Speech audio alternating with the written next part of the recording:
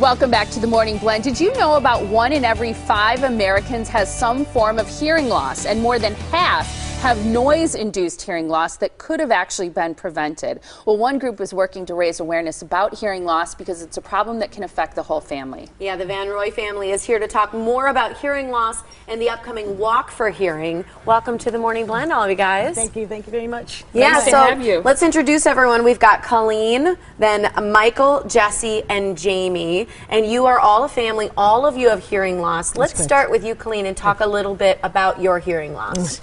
I was born with hearing loss. My hearing loss is hereditary. My mother has it. My grandfather had it. So I've only known hearing loss my entire life. How much can you hear? Without my hearing aids, I could probably hear a bomb go off. That could be helpful, huh? What about dogs barking or things like that, a horn honking from a car? No, I probably can't hear those. I could probably hear a motorcycle revving up without my hearing aids on. Okay. Do all of you wear hearing aids? Yes, we do. You do? Yes, we do. Okay. We all have hearing devices. So you were born with it, and your father had it. My mother has it, and my grandfather has it. My sister has hearing aids, and her 2 boys have hearing aids, so I grew up in a hard of hearing household. How did it affect your family growing up? Growing up, I didn't have a whole lot of accommodations growing up, other than maybe sitting in the front row in the classroom. Let's see, what else did I have? I'm trying to think, what else did I have? Sitting in the front row in the classroom. Oh, I had speech therapy, lip reading skills. It was very difficult for me in noisy situations. The background noise has always been my worst enemy. But every time I find myself in those situations, I always try to overcome that barrier.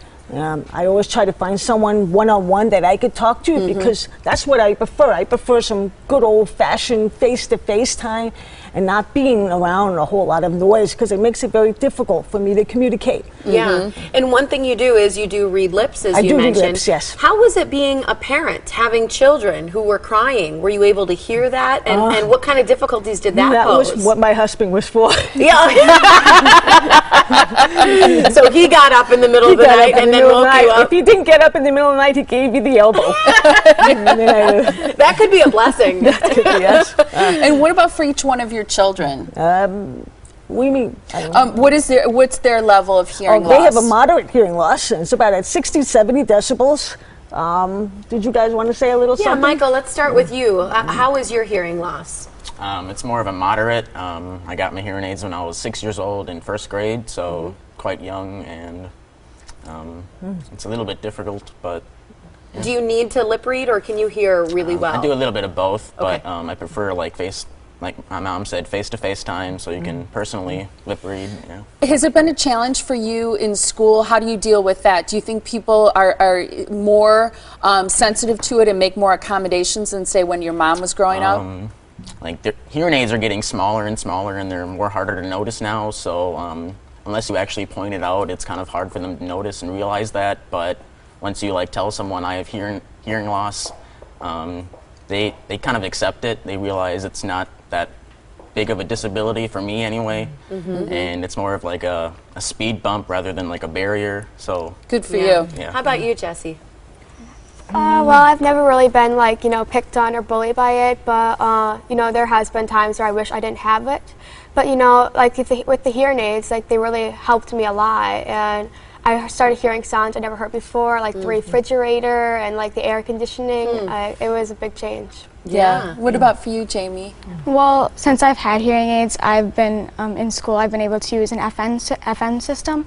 Like my teacher wears a microphone, and I can hear her from anywhere in the room with receivers on the back of my hearing aids. Wow. Okay, so she actually has something clipped to her clothes where when she's talking, you can hear it very well because of a sound piece that you have. Goes right into my hearing aids. Yeah. That's wonderful. Do both of you have that as well? Yeah. Okay, so that's an accommodation that's made. Are any of you ever teased at school by people who know that you have hearing loss? No.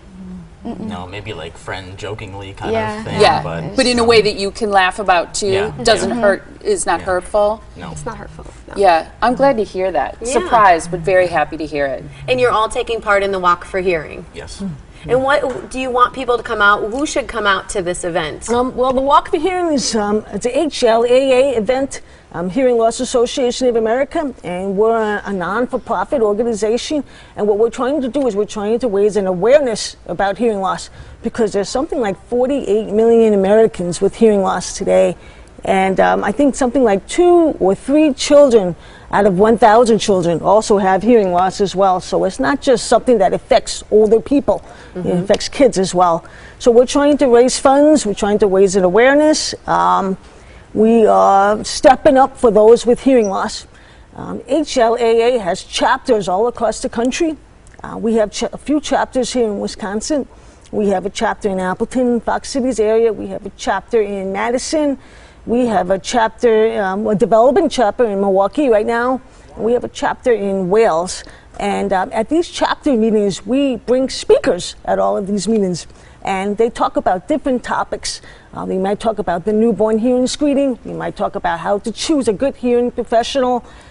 We might talk about stem cell research. So every month we bring in a speaker and we talk about anything that's related to hearing loss. So at the Walk4Hearing, and so that we can, so our mission is to provide support and help and education and advocacy for all those who have hearing loss. It's wonderful. You you. guys are a great family. Thanks all of you too for taking a day out of school to join us. We surely appreciate it. And that Walk4Hearing, this is through the Hearing Loss Association of America, is happening Saturday, May 31st. Put it on your calendar. It's at Veterans Park, a great place to host a walk. Walk with the number 4 hearing. So walk4hearing.org is the website to visit for more information about that. Thank you. Nice to have you guys. Thank you so much.